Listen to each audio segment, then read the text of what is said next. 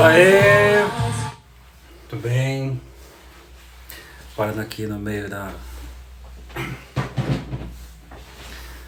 da música de uma banda chamada Skyscraper. Conheci hoje, puta som legal. Sonzeira. Às vezes eu salvo as lives com a parte do solo junto, porque às vezes eu esqueço. Então, estamos aqui para mais uma live e hoje é o nosso dia do Deformação Psicanalítica, Freud. Eu tô com bastante frio, tá muito frio aqui. Eu tô na Europa, né? Tô na Finlândia, que é bem mais frio do que aí. Então eu imagino, se no Brasil deve estar o que, uns 15 graus. Aqui na Finlândia a gente está com menos 26, então tá bem frio aqui. Bom, estamos aqui para a nossa live. Essa live você pode seguir tanto por aqui, o livro do Freud, também tem o site da Academia Freudiana, que eu vou falar daqui a pouquinho. Não chegou, né? Não, mas tá... Então, não tá inverno ainda, Sueli, mas tá esse tempo. Imagine no inverno. Não, é que não dá pra pegar agora, mas peraí. Vamos achar aqui. Temperatura.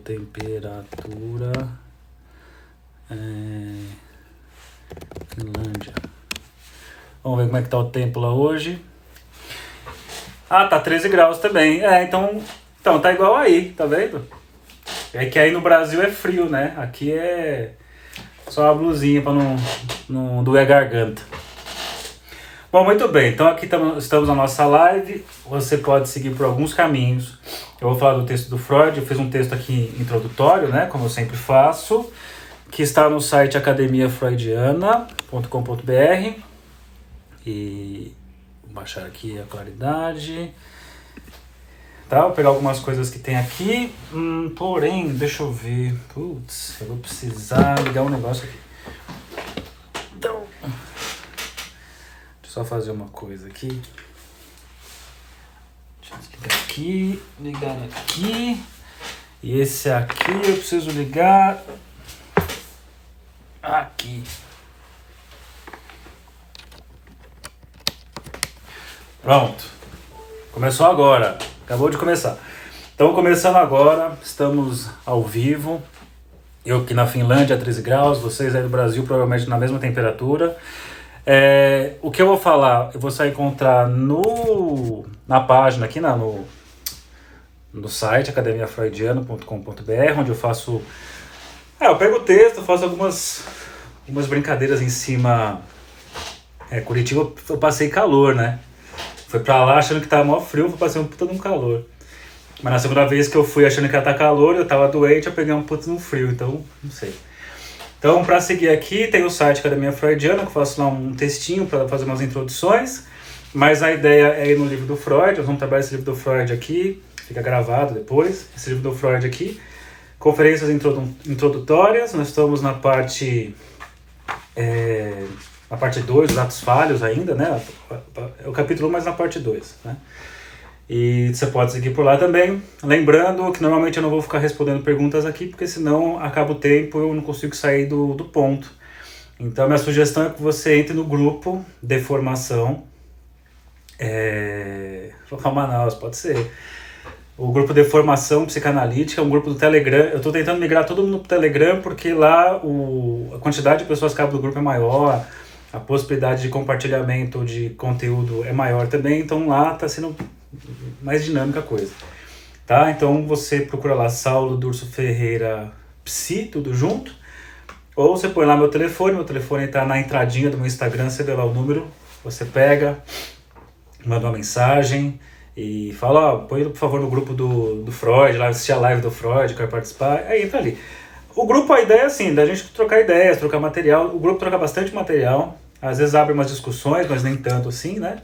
E eu não tenho conseguido me dedicar muito aos grupos esses dias, esses 2 últimos meses.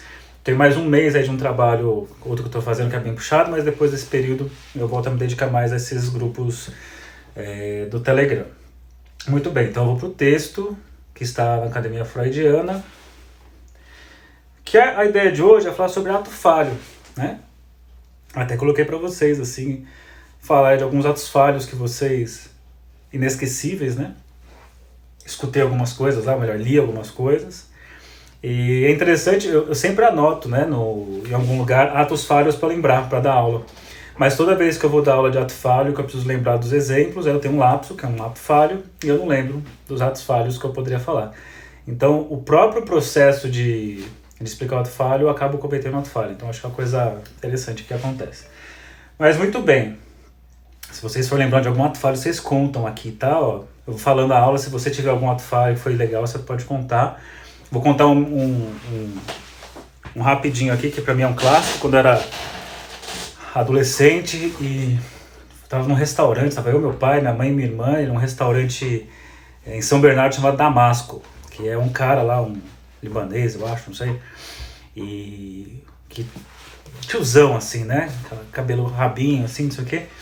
E ele tocava teclado numa fase da vida dele, e quando a gente estava lá no restaurante, ele falou assim, pai, eu quero sal. Aí meu pai, som? Eu falei, não, sal. Ele, som? Peraí. Ele, ô fulano, chamou o dono assim, meu filho quer um som, faz um som pra ele.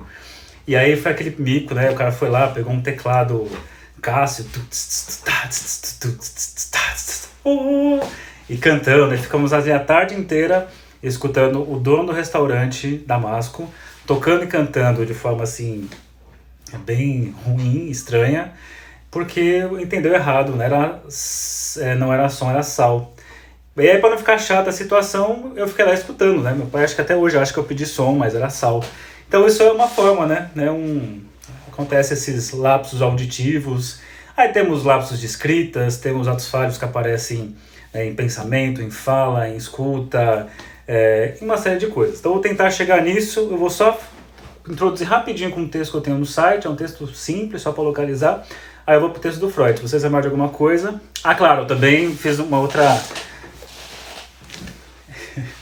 Eu comprei um negócio, assim, e tinha que enviar o pedido, né? Eu mandei assim, segue o pedido em anexo. E só depois que a pessoa respondeu. Mas a pessoa foi formal, assim, sim, o pedido é tal coisa. Então, deformação psicanalítica. Eu trouxe algumas ideias aqui pra gente pensar. Lá no academiafreudiana.com.br, na parte chamado Deformação Psicanalítica, aí tem um título assim, Dê-me o supérfluo, que eu abro mão do indispensável. É uma frase do Oscar Wilde, que aliás tem frases ótimas, assim, né, textos ótimos, que para nós da psicanálise sempre tem conteúdo para trabalhar e para pensar. Então diz assim, o que nos interessa está na fenda. Aí são palavras minhas, tá? No pedaço que falta, na parte que está oculta. O interesse não está no nu.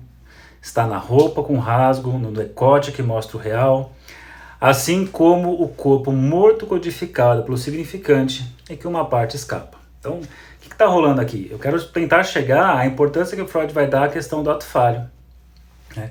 E que lugar que o ato falho entra para as outras áreas do saber, né? Porque para a psicanálise sabemos da importância, mas tem gente que simplesmente despreza isso.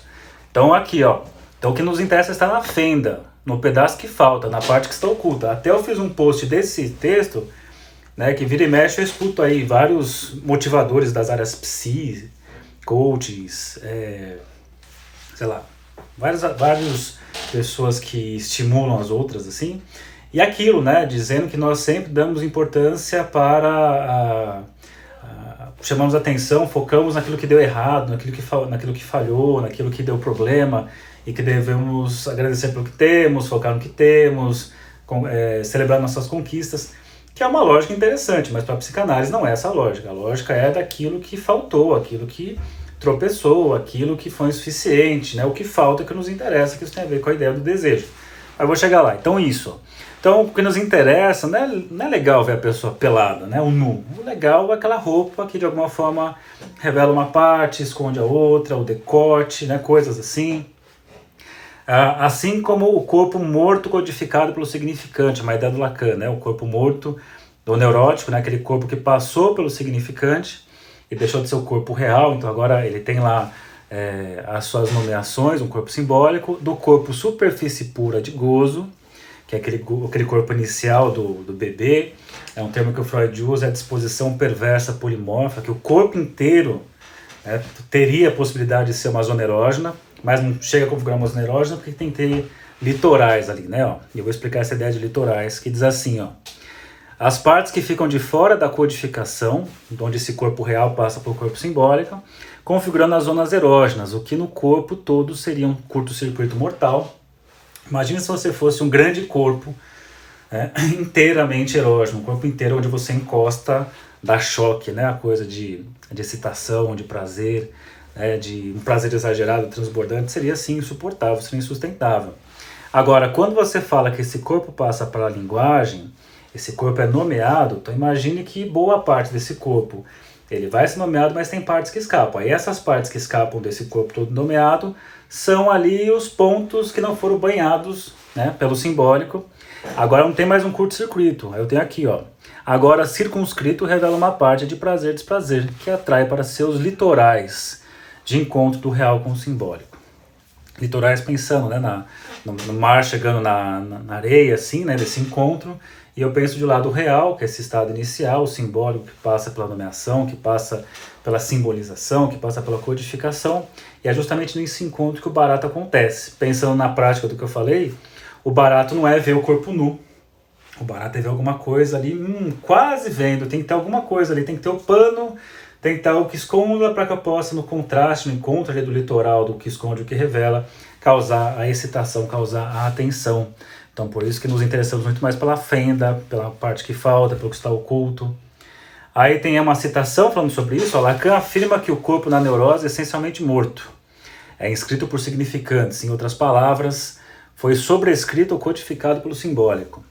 O corpo como organismo biológico é aquilo que Lacan chama de o real, e progressivamente socializado ou domesticado, a tal ponto que a libido se retira de todas as zonas, com a exceção de um pequeno número delas, as zonas erógenas. Então isso daqui é o que eu falei na versão Bruce Fink explicando o que eu acabei de dizer. Somente nessas zonas o corpo continua vivo em certo sentido ou real. Nelas, a libido ou gozo é canalizada e contida. Não é o que acontece na psicose. A hierarquia das pulsões, que é obtida imaginariamente, pode desabar quando a ordem imaginária que a sustenta vacila. Por aí vai, não vou seguir nessa citação toda, depois vem aqui, ó. Para não ficar difícil de pensar, tudo isso para chegar no ato falho, veja só. Para não ficar difícil, é só pensar no calcanhar de Aquiles. O Aquiles foi pego assim pelo calcanhar e colocado dentro da água, né, do rio, para poder então ficar imortal, exceto no lugarzinho que foi segurado, né? Molhou tudo, exceto o calcanhar onde foi segurado. É mais ou menos isso que eu estou dizendo. Então a única parte que não é banhada é justamente o seu ponto mais sensível. É o calcanhar que interessa a psicanálise. A pequena parte de um todo, o resto, aquilo que o sujeito não comeu, ou que roeu e deixou os ossos no prato. Queremos os ossos. Queremos quem? Nós da psicanálise. A psicanálise quer o que mais ninguém quer. Nós nos deliciamos com a pequena parte. No final das intenções, a pulsão é parcial. Ponto em que neuróticos criticam perversos, porque os neuróticos criticam porque os perversos reduzem o outro a um objeto de seu gozo, só uma parte do outro. Enquanto o neurótico compra o kit inteiro, né? Compra lá a parceira, o parceiro, a família, tudo vem junto. Enquanto o perverso só pega a parte que lhe interessa, o sapato, o detalhe, o fetiche. Então, criticamos, mas ao mesmo tempo, no fundo, as nossas escolhas são da mesma maneira, só que disfarçada na nossa neurose. E aí que eu coloquei, afinal, o primeiro é negativo do segundo. Beleza. Para que eu estou falando tudo isso? Para chegar nisso, ó. O resto na clínica está na frase que o sujeito desiste de dizer, porque nós somos interessados no resto na psicanálise, no que sobra, contrariando os good vibes da vida, os motivadores que dizem assim, você tem que focar nas suas conquistas, celebrar as suas conquistas, você tem que não sei o que lá, você tem que amar o que tem. Isso é muito legal para vender livros, isso é muito legal para falar domingo de manhã na missa e se emocionar, mas nós sabemos lá nas catacumbas do nosso desejo que nós desejamos o que não pode, o que está faltando, o que não é, né, o que deu errado é o que nós ficamos encafufados, tudo certo, mas teve um que deu errado, é esse um que deu errado que você fica assim, caramba, por que isso deu errado e fica em cima daquilo? É o jeito, nosso desejo, nosso jeito desejante de ser. Então o resto aparece na clínica, quando o sujeito desiste de dizer, ou na palavra dita de forma menos enfática. A pessoa vai falar, então é dizer e para, isso nos interessa, por exemplo. Ou de menos enfática, a pessoa enfatiza muito uma parte, fala uma outra bem por cima, assim, isso me interessa. Quando a pessoa quer chamar muita atenção para cá, fala, né? Por isso que uma das coisas que nós precisamos treinar nesse período de pandemia, claro que é muito sério, né? Um problema de saúde absurdo, assim, surreal, mas temos que tomar cuidado para não acontecer o famoso deslocamento, a questão ficar toda sobre Covid ou não Covid, corona ou não corona, e questões mínimas aparentemente estão passando, né? Que é a técnica do ministro, né? Vamos aproveitar que está todo mundo olhando para cá e vamos passar a boiada, né? Vamos tacar fogo em tudo, desmatar tudo. É uma técnica, o princípio do deslocamento. Você chama atenção para um lado e aproveita para o retorno do recalcado passar. Né? O nosso ministro ali dando aulas de psicanálise, ajudando a nossa educação. Então aqui, ó, então Deus está lá, ou o diabo está lá.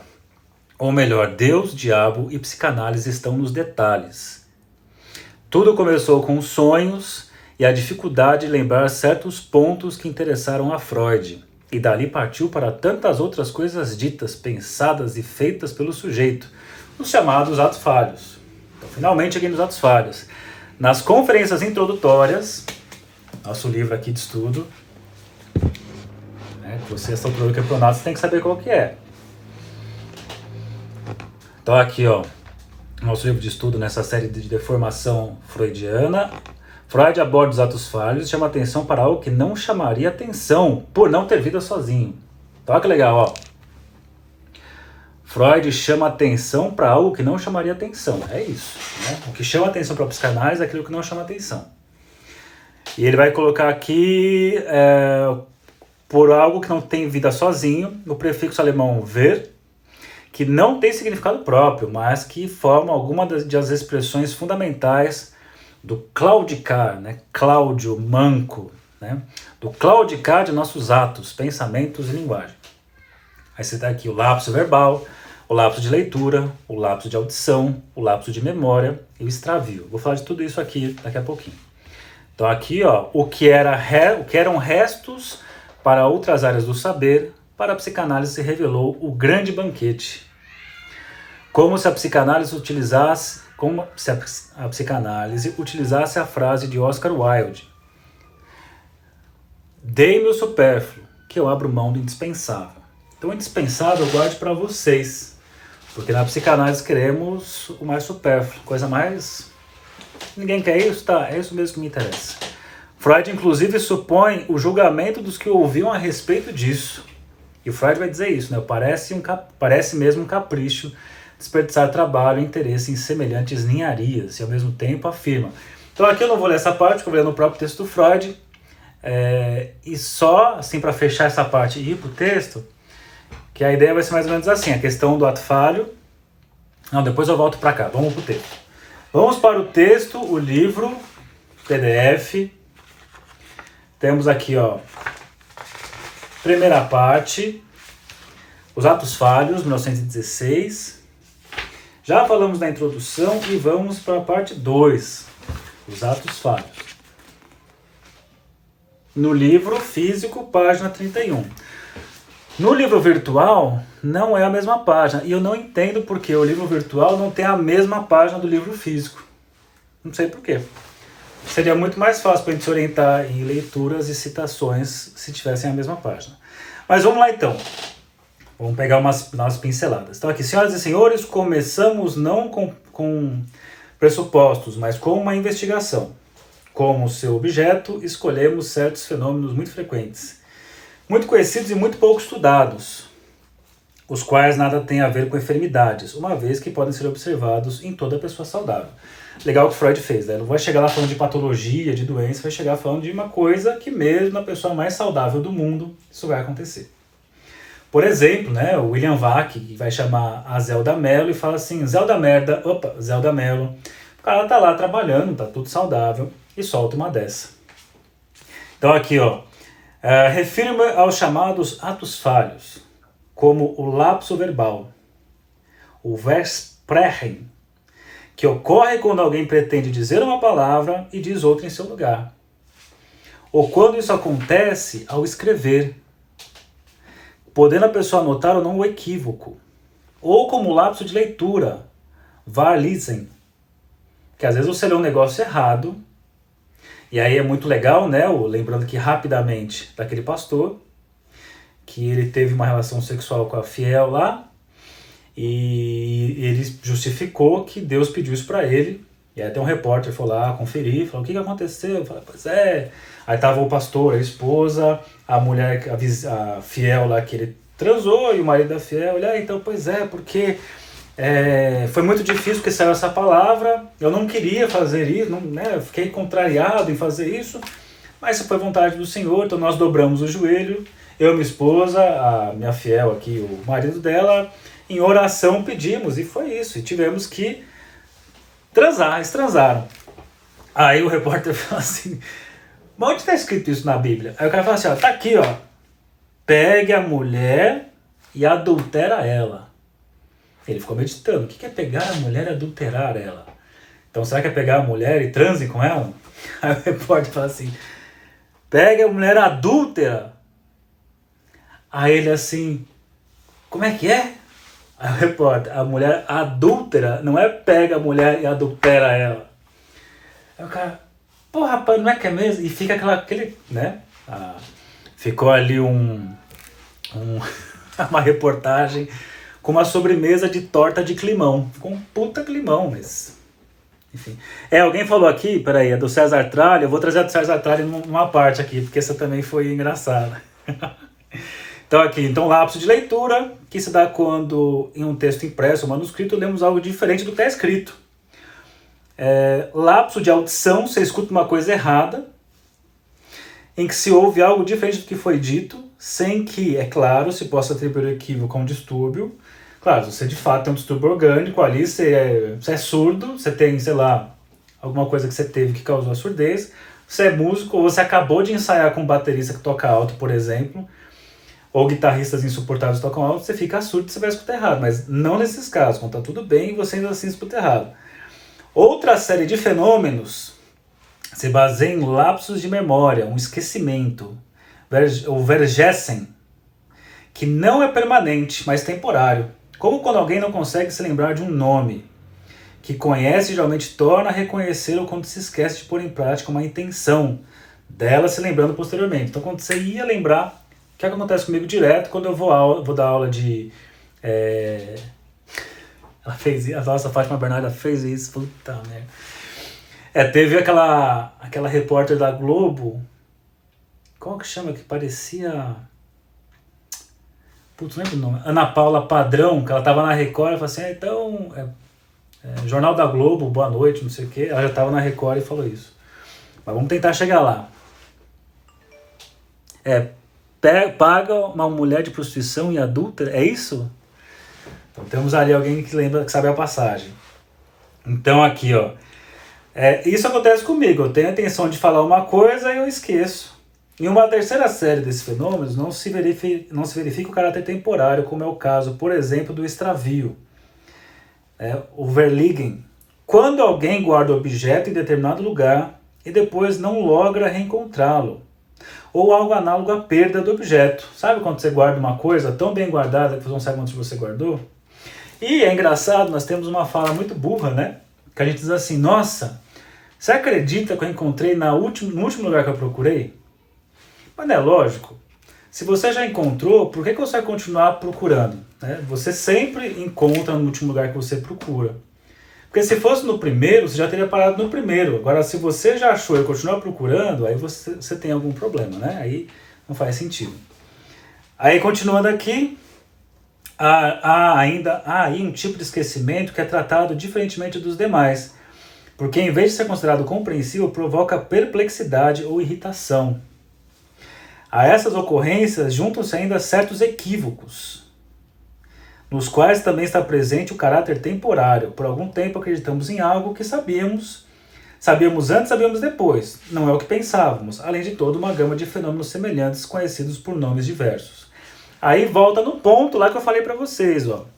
Tudo isso, quase todos esses acontecimentos, cujo íntimo parentesco se expressa em alemão na designação com o mesmo prefixo, ver, aqui, né, do Verlesen, Vergessen, Versprechen. Esse ver, que se você buscar não tem significado próprio, ele só funciona como prefixo por alguma palavra. Ele diz assim, ó, esse prefixo é de uma natureza desimportante e a maioria possui duração bastante fugaz, sem grande significado na vida das pessoas. Raramente, algum deles adquire certa importância prática, como na perda de objetos. Por isso, eles não chamam muita atenção. Então, olha que legal, isso que não chama atenção, o ver, né, que não chama atenção de ninguém, é justamente o ponto que Freud está insistindo que chama a atenção dele. Por isso, eles não chamam muita atenção, despertam somente pequenos afetos e assim por diante. Aí vem o ponto que eu falei que o Freud chega, né? Exatamente. Então ele chega e vai dizer assim, vocês podem, então, aqui, falando que eu estou desperdiçando tempo de trabalho com essas ninharias. Aí ele fala até mais embaixo aqui. Se o senhor puder nos fazer compreender como é que uma pessoa... Não, ele diz assim, ó. Há tantos enigmas formidáveis no universo, olha ele dizendo, ó, tanta coisa importante no mundo psíquico, tantas coisas assombrosas no terreno dos distúrbios psíquicos que demandam e merecem esclarecimento, que parece mesmo um capricho desperdiçar trabalho e interesse em semelhantes ninharias. Para que gastar tempo com isso, Freud?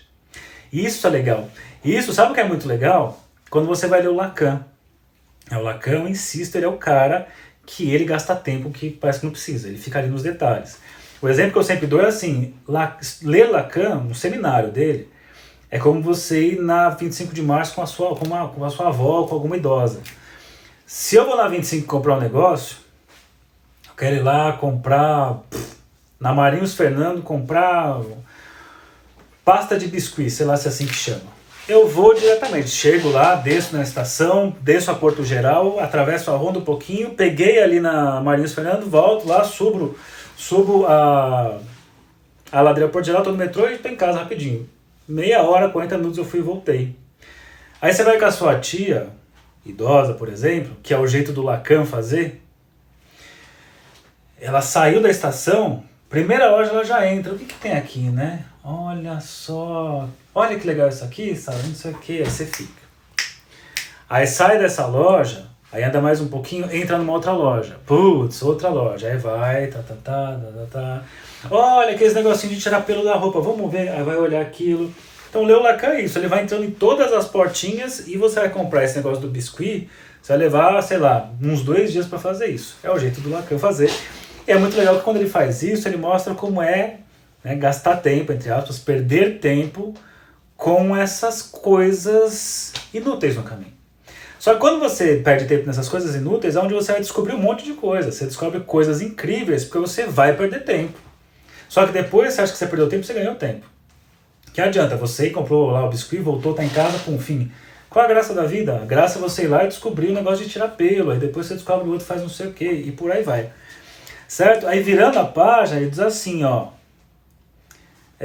Na 34, um parágrafo começa assim. E eu lhes responderia: tenham paciência, senhoras e senhores. Tenha paciência, Otton, tenha paciência. Ele diz um pouco mais para baixo, ó. Em sua crítica, porém, não confundem os senhores a grandeza dos problemas com a notoriedade dos indícios. Ó, que legal. Não há coisas muito importantes que, sob certas circunstâncias, em determinados momentos, só são capazes de se revelar mediante indícios muito fracos. Ó, tem tudo a ver com o que eu falei ali no começo. O que interessa é o rasgo, é o vão, é o detalhezinho ali que escapa, né? O decote, sei lá, o botão que tá aberto aqui, os pelos do peito do cara tá saindo assim com a corrente de ouro, detalhe, né? Que desagrada. Então aqui, ó. Não há coisas muito importantes que, sob certas circunstâncias, em determinados momentos, só são capazes de se revelar mediante indícios muito fracos. Seria fácil para mim mencionar aqui diversas situações desse tipo. A partir de que insignificantes indícios os senhores ou os jovens dentre os senhores deduzem ter ganhado a afeição de uma dama. Olha que legal esse ponto. Aguardam para tanto uma expressa declaração de amor, um abraço apaixonado. Ou será que não lhes bastava um olhar quase imperceptível aos outros? Um movimento fugaz, o prolongamento por um segundo de um aperto de mão. Porque é assim, né? Por isso que eu volto a falar, o nu não é legal. Ver pelado é a parte mais... já tá pelado? Não, peraí, calma, né? É a coisa ali meio que velada, tirando aos poucos. E ele coloca aqui. É que nem chegar assim e simplesmente se declarar para uma pessoa. Isso é uma coisa. Agora, será que aquela olhada sutil assim, ó, a pessoa tá indo embora e na hora de sair daquela olhada assim que diz tanta coisa, naquela fração de segundos, uma vida inteira é contada. Ou aquele beijinho quando você vai dar tchau, vai dar oi, não sei o quê, que pega no cantinho da boca assim, ó, que a pessoa fica assim, foi na boca ou não foi na boca? E aquela região, reparem, quem já passou por isso sabe. Quando você dá esse beijinho de canto de boca, vira uma zona erógena aqui, não vira? Você fica assim, nossa, cara, é isso. Todo o resto do lábio não tem a mesma sensação daquele pontinho que esbarrou. Então veja quanto o sutil, né? Quanto o sutil esbarrado é mais interessante.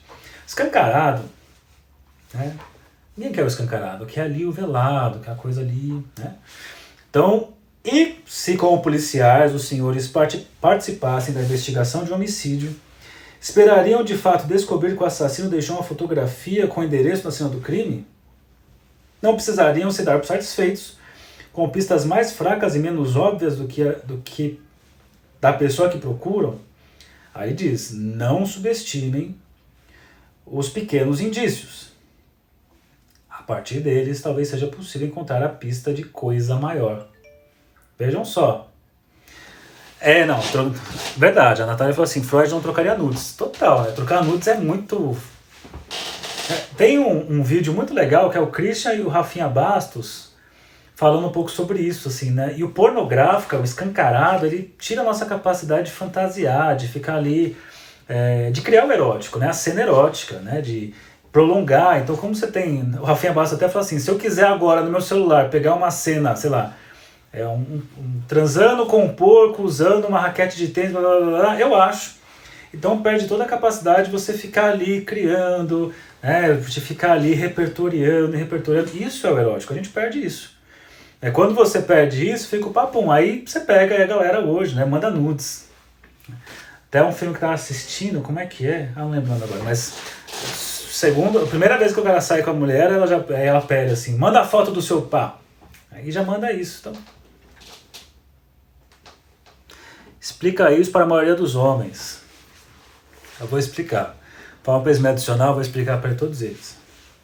Aí eles vão me odiar e vão começar os ataques. Certo? Então é interessante isso, porque a partir do pequeno, né, a partir do mínimo, assim, do resto, que a gente vai chegar nas grandes coisas. Aí diz assim, um pouco mais para frente, ó. Se fizermos isso com todo rigor, sem pressupostos ou expectativas, e se tivermos sorte, é possível que em decorrência dos nexos que vinculam todas as coisas, inclusive as pequenas às grandes, uma porta de acesso se abra para o estudo dos problemas maiores, mesmo a partir de um trabalho despretensioso. Esse é o segredo. É assim, quando eu dou supervisão, quando a pessoa entra para a psicanálise, é um longo trabalho. Por isso que o Lacan fala da dificuldade que é psicólogo, psicanalista, porque a psicologia tem uma outra forma de olhar a coisa, né? A psicologia muitas vezes tem ali, a gente diz para esperar e tudo mais, mas acho que vai na coisa mais clara, mais construída, e a psicanálise fica na insistência dos restinhos ali, você vai pegando o resto. Então, eu sempre falo isso nas supervisões, vai escutar o que tem de mais inútil da história, vai escutar ali o que a pessoa fala, mas não dá importância, vai escutar o sem importância. E é muito difícil, porque nós somos tomados assim, estou muito mal, a pessoa chora com uma questão, não tome essa via como ponto principal. Entenda que muitas vezes esse exagero aqui está escondendo ou está chamando atenção, mais uma vez fazendo referência ao nosso ministro do meio ambiente, chama atenção para cá para passar a boiada aqui disfarçada. Então temos que tomar esse cuidado. Aí que mais? Ele vai dizer um pouco, né? Bom, então ele vai dizer, então todas essas coisas, esses atos falhos, eles acontecem em pessoas saudáveis. Isso é muito legal. Que está mostrando a questão do inconsciente não só como algo, né, para se tratar na psicanálise como uma patologia, por exemplo, como podia se pensar no começo, mas pensar o inconsciente como um fenômeno do nosso cotidiano, né? Então, pessoas do senso comum, as pessoas saudáveis, também têm lá seus inconscientes funcionando e soltando esses atos falhos. Aí ele vai dizer assim, bom, mas qual que é a natureza desses atos falhos? Então, como é que se configura isso? Aí ele fala, são pequenas coincidências que não vale a pena explicar. Ele vai trazer um pouco a resistência que as pessoas têm para, por exemplo, começar a dar importância para isso. Que foi o grande trabalho, né? Se você for pegar ali a interpretação dos sonhos, ele tinha toda uma ideia de interpretação dos sonhos como o sonho como uma premonição, você tinha textos sobre isso, e o Freud é o cara que vai insistir no sonho como realização de um desejo sexual e infantil, né? Ele insiste nisso, ele insiste na parte que a pessoa não lembra. Menos importante, tenta trazer o que você lembra. Não é isso. Eu não quero a parte que você lembra, a parte que você lembra você já conta, eu quero a parte que você não lembra. Aí o paciente fala assim, analisando, mas eu não sei o que eu não lembro. Pois é, então fale. Fala o quê? Fala qualquer coisa. Mas eu não sei o que falar. Bom, se não sabe, então fala sem saber, fala qualquer coisa. Sei lá, fala o quê? Tô pensando que, sei lá, você tá me irritando fazendo essa pergunta. Ótimo, é um bom começo. Tá me irritando, porque você parece... E isso leva à livre associação. Né? Isso é muito difícil de começar a acontecer, né? Para quem, por exemplo, está iniciando na psicanálise, mesmo pessoas que já estão na psicanálise têm essa dificuldade de olhar para o mais, né, vulgar da coisa, o mais inútil da coisa, ao supérfluo, como diz o Oscar Wilde. Então aqui, ele vai dizer assim, uma pessoa, na página 36, uma pessoa que em geral é capaz de falar corretamente pode incorrer em lapsos verbais. Você pode ser a pessoa mais correta na sua forma de falar e você pode cometer lapsos verbais grandiosos.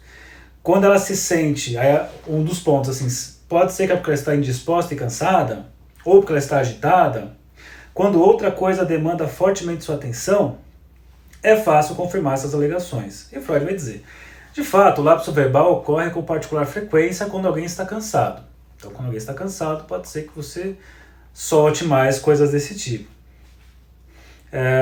Ou com dor de cabeça ou na iminência de uma enxaqueca. Nessas circunstâncias, é fácil esquecermos nomes próprios. Algumas pessoas estão acostumadas a perceber no esquecimento de um nome um sinal de uma enxaqueca que está vindo. Tomados de agitação, trocamos não apenas palavras, mas objetos também. Apoiamos o objeto errado, né? Você vai pegar uma coisa e pega outra. E distraídos, ou seja, concentrados em outra coisa. É notório como nos esquecemos da intenção que pretendíamos pôr em prática e cometemos toda a sorte de atos involuntários. E aqui vai trazer alguns exemplos e...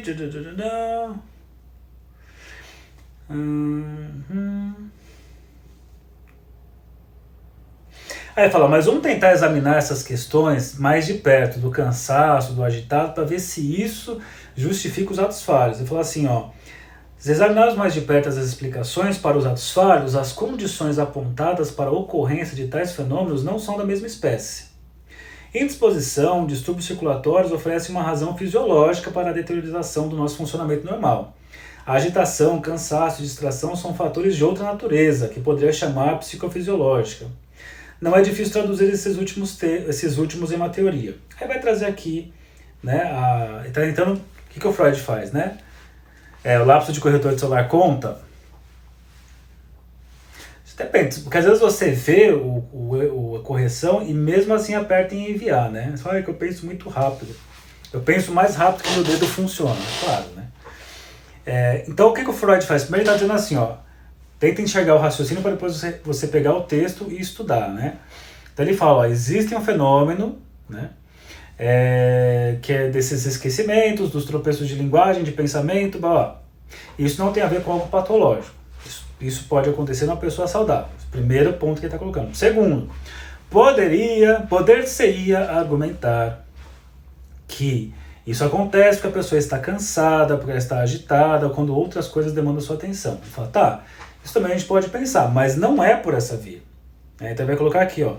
Isso não parece prometer muito para nosso interesse psicanalítico, mas para baixo diz aqui, ó, a experiência nos diz que esses esquecimentos e ações equivocadas ocorrem também em pessoas que não estão cansadas, distraídas ou nervosas, e sim seu estado inteiramente normal, a menos que se deseje atribuir-lhes uma agitação posterior, causada justamente pelos seus atos falhos.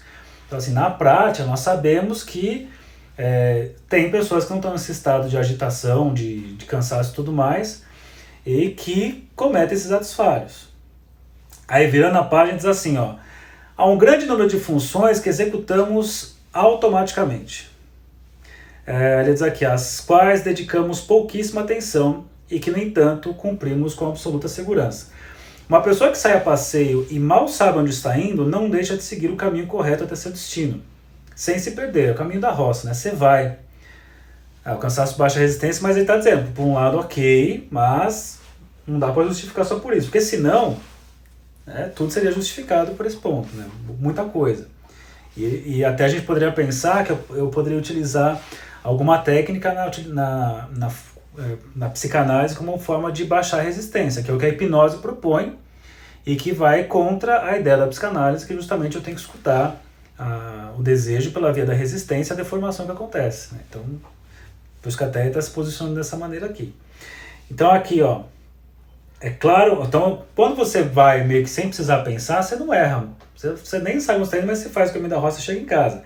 É claro que uma vez ou outra ele pode errar, mas se a execução automática de o pianista experimentado toca as teclas certas sem pensar. É claro que uma vez ou outra ele pode errar, mas se a execução automática de uma peça aumentasse, o perigo do erro, precisamente o virtuose, cuja execução automatizada mediante muito exercício, é quem estaria mais exposto a esse perigo.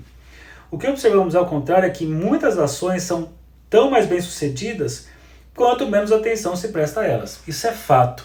Isso acontece comigo algumas vezes, quando eu estou tocando sem pensar, vai que é uma beleza. Aí muitas vezes, pensa assim, tá, agora é a hora daquele solo que você não pode errar. E erra.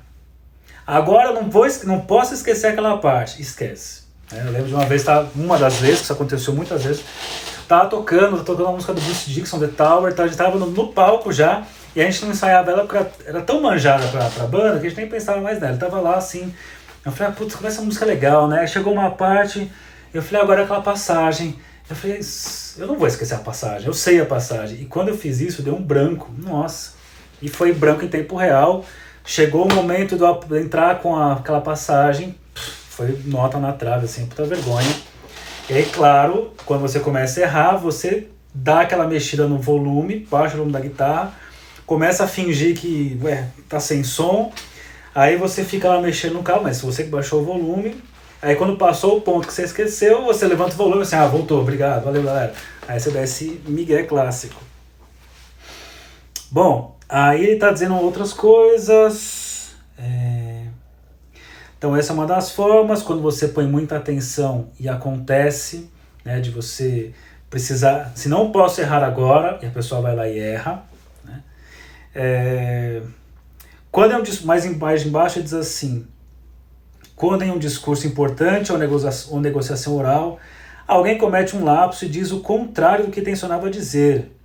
Dificilmente se poderá explicar esse ato falho com base na teoria psicofisiológica ou da atenção. Pois é, se você está cansado, por que você disse o contrário? Qual que é o sentido de você dizer o contrário só porque você está cansado? Você fica cansado e começa a falar o contrário? Então você precisa rever aí as coisas que você diz, que o cansaço você está pensando no oposto. Aí ele coloca, além disso, nos atos falhos há muitos pequenos fenômenos secundários incompreensíveis. Tá? Que as explicações oferecidas até o momento não ajudam a elucidar. Olha só que legal. Quando, por exemplo, a pessoa se esquece temporariamente de um nome, ela se irrita, quer lembrá-lo a todo custo e não consegue desistir desse intento. Se era só cansaço, aí põe aqui, ó.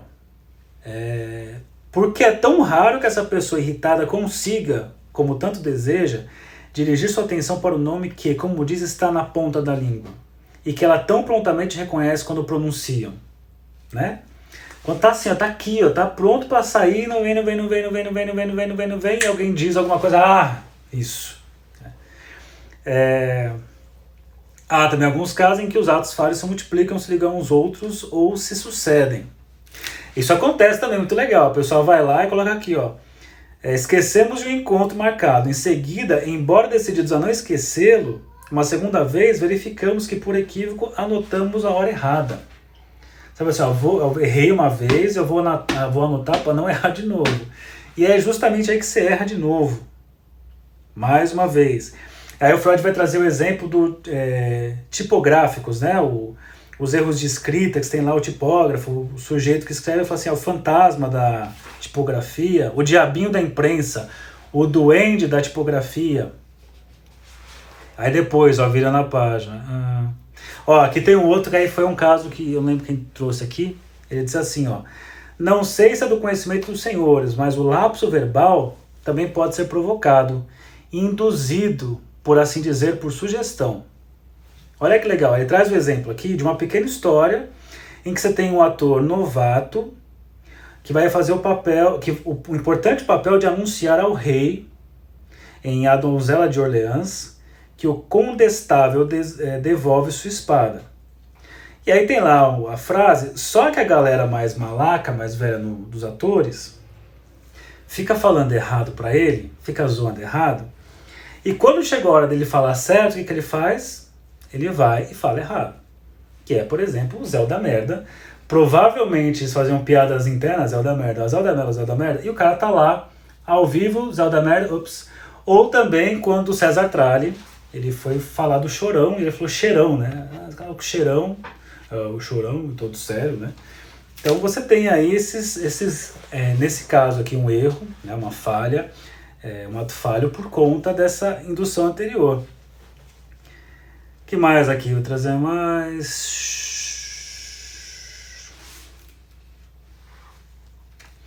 Aí vem um ponto, tem que ser rápido aqui, que daqui a pouco acaba o nosso tempo já, né? Ó, que diz assim, na página 41.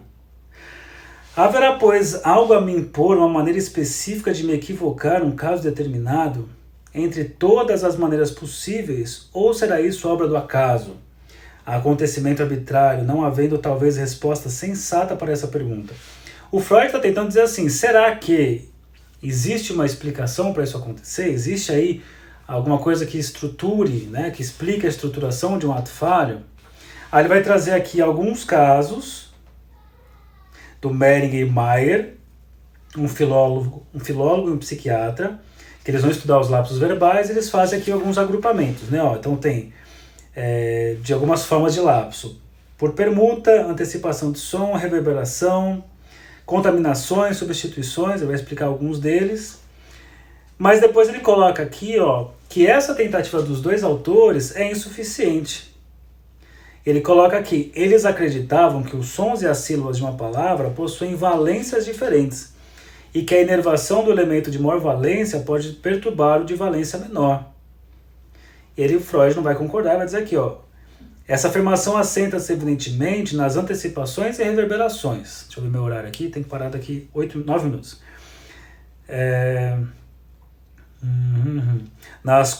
Nos demais produtos do lapso verbal, esses sons preferenciais, se é que eles existem, nem sequer vêm ao caso. Afinal, os lapsos mais corriqueiros ocorrem quando, em vez de uma palavra, dizemos outra, muito semelhante, e essa semelhança basta a muitos como explicação para o lapso. Então ele fala, mas para nós isso é pouco. Mas o tipo de lapso mais comum, e aquele que mais chama atenção, é o que afirma justamente o contrário do pretendido. Né? Qual que é o contrário do pretendido? Por exemplo, né, ele coloca aqui. Ele coloca aqui assim, ó. Certa feita, um presidente de nossa Câmara dos Deputados abriu uma sessão da seguinte maneira. Senhores deputados, constato um número suficiente de membros na casa e declaro, portanto, encerrada a sessão. Iniciada a sessão. Então, como é que você explica esse que é o contrário? Esse não é esse não é por cansaço, esse não é fisiológico, esse não é por reverberação. Então, como é que você explica isso? Então, é muito legal os textos do Freud, que ele vai te preparando ali para chegar. Então, nessa parte 2 dos atos falhos, ele está primeiro colocando em cena, né, os tipos de ato falho, as explicações que são dadas e por que essas explicações são insuficientes dentro do raciocínio psicanalítico. Aí ele coloca aqui, por exemplo, ó. Aí fala, tem um outro tipo, ele coloca, isso é muito importante, ó. Acho que dá tempo. Temos, pois, de acrescentar a influência das associações de palavras, aquelas exercidas pelas relações entre os sons e pela semelhança entre os vocábulos. Isso, porém, não basta. Olha que bacana. Em uma série de casos, não se consegue explicar o lapso observado sem antes levar em consideração o que foi dito na frase anterior, ou mesmo aquilo que foi apenas pensado. Aí é interessante, né? Porque você vai pensar que a pessoa trouxe um ato falho, você quer que essa pessoa fale desse ato falho para mostrar o que ela estava pensando antes, ou falando antes, ou coisa que ela nem trouxe que pensava. Aí você começa as articulações. E por isso que ele coloca aqui, ó, na página 45 do livro, vai mostrar que assim como os sonhos têm um sentido, os atos falhos têm um sentido. Então, da mesma forma que você tem um sonho com sentido, o ato falho tem um sentido.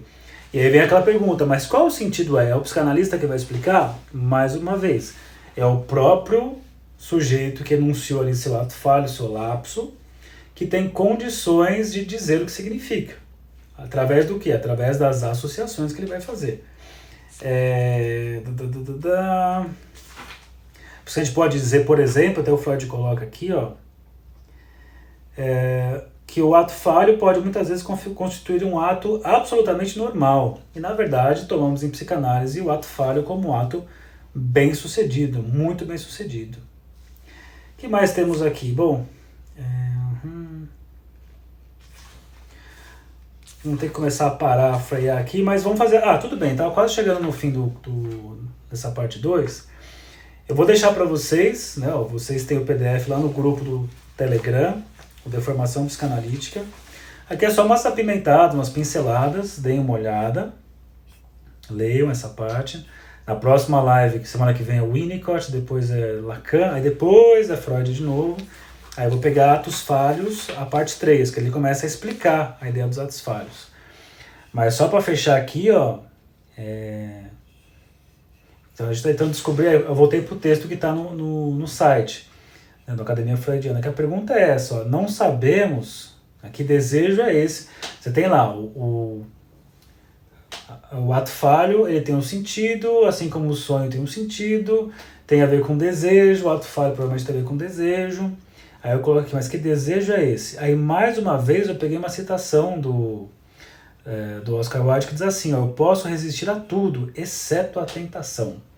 E a tentação tem tudo a ver com aquele litoral que eu falei para vocês, né, de cobrir boa parte, mas deixar uma parte que fica ali à mostra, né, o detalhe que fica à mostra, porque esse detalhe que fica à mostra que causa a tentação, né, é o beijinho no cantinho da boca, é aquele olhar final, é aquela encostada que demora um pouco mais para sair, né? Que você poderia fazer assim, mas é um negócio que tem meio segundo a mais, um segundo a mais, mas aquele meio segundo tem uma vida que acontece naquele instante.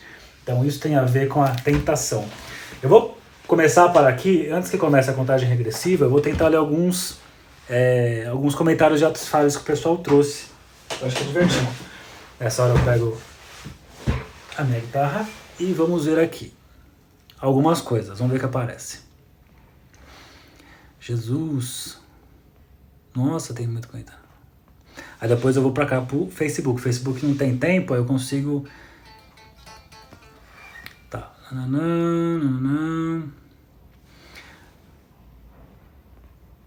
Finlândia, começou agora. Vai ficar gravada. Eu juro que eu li vai ficar grávida. Já tive aqui um lapso de visual. Bom, Manaus. Onde consigo entrar? Entrar onde? Aqui, Telegram. Alguém tem o link? Nossa, eu falei que... Eu tenho numa roda de conversa em casa, na sala, durante o papo, o telefone tocou. E eu sem pegar, peguei o controle da TV e atendi. Clássico, né? O que mais? Chamei Anthony de Rafael? Tem os clássicos do Chaves, né? O senhor tem toda a barriga, o senhor razão, né? Retorno do Real.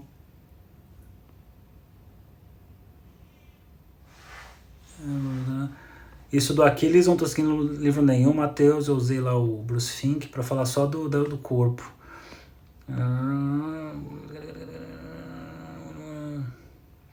O César Trás chamou o Chorão de Cheirão. Fátima Bernardes chamou o atual pelo nome do ex.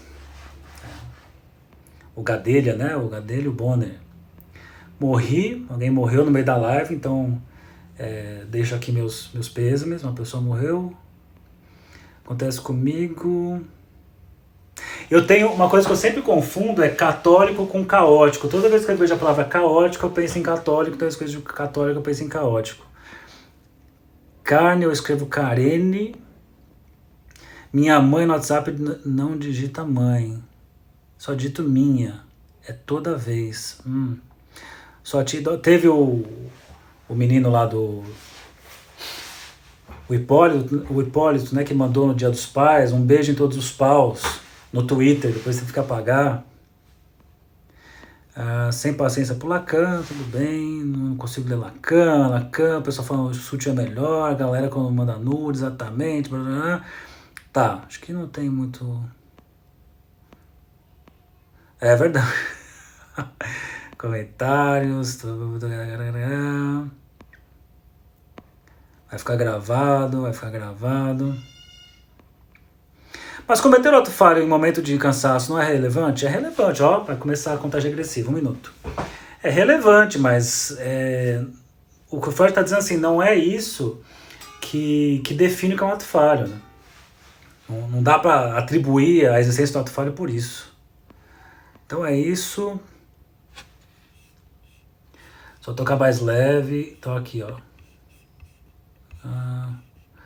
Enquanto isso, ó, eu tenho aqui poucos minutos. Aí vou tentar tocar o som de novo do Skyscraper. Peraí. Entendi. Ó que sonzeira, hein, ó. Tempo acabando, pra finalizar eu vou tentar lembrar a música que eu tava tirando. Ó que som legal. Os vizinhos me xingarem nessa hora.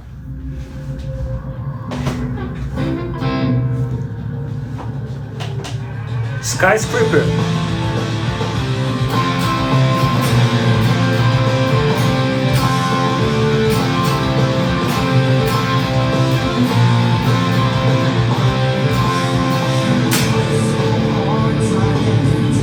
Vai dar nacional, ó. The Truth. The Truth.